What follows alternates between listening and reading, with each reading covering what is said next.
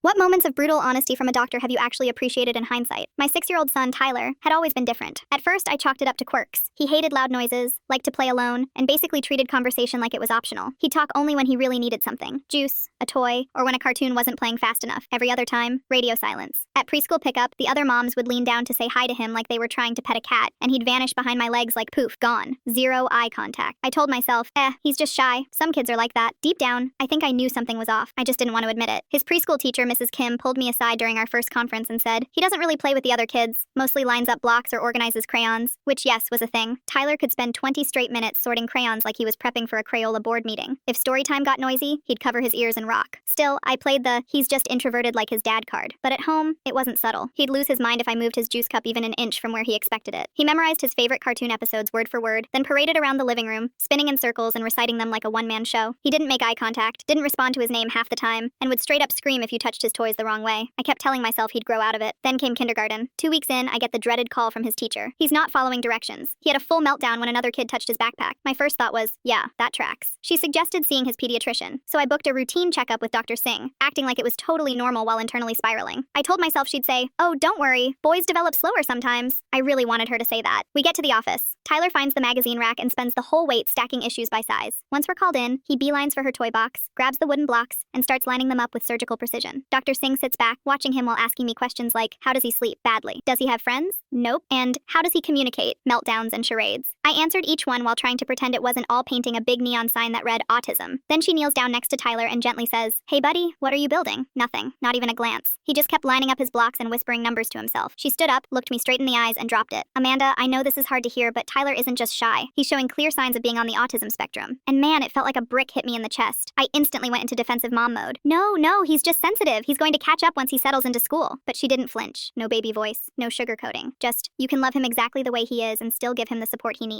Denial won't help him. Early intervention will. I wanted to fight it, get a second opinion, run out of there and say, nope, you're wrong, thanks. But I looked over at Tyler, completely absorbed in lining up his blocks, and something cracked in me. I quietly asked, what does that mean for him? She said, it means he sees the world differently. And with the right support, speech therapy, occupational therapy, he can learn how to navigate it. But the earlier we start, the better. We drove home in silence. Tyler hummed the same 3 notes on repeat the whole ride while I white-knuckled the steering wheel trying not to sob. That night, I locked myself in the bathroom and cried like my soul was being wrung out. Meanwhile, my husband sat on the floor with Tyler, helping him organize his Hot Wheels by color like it was the most important thing in the universe. Eventually, I came out puffy-eyed and exhausted, and Tyler was laughing, like genuinely laughing, for the first time in days. My husband looked up and I just blurted out, I called Dr. Singh back. We're starting speech therapy next week. 6 months later, Tyler looked at me, actually smiled, and said his first full sentence, Mom, I want the blue cup, please. It was like winning an Oscar, a Grammy, and the lottery all at once.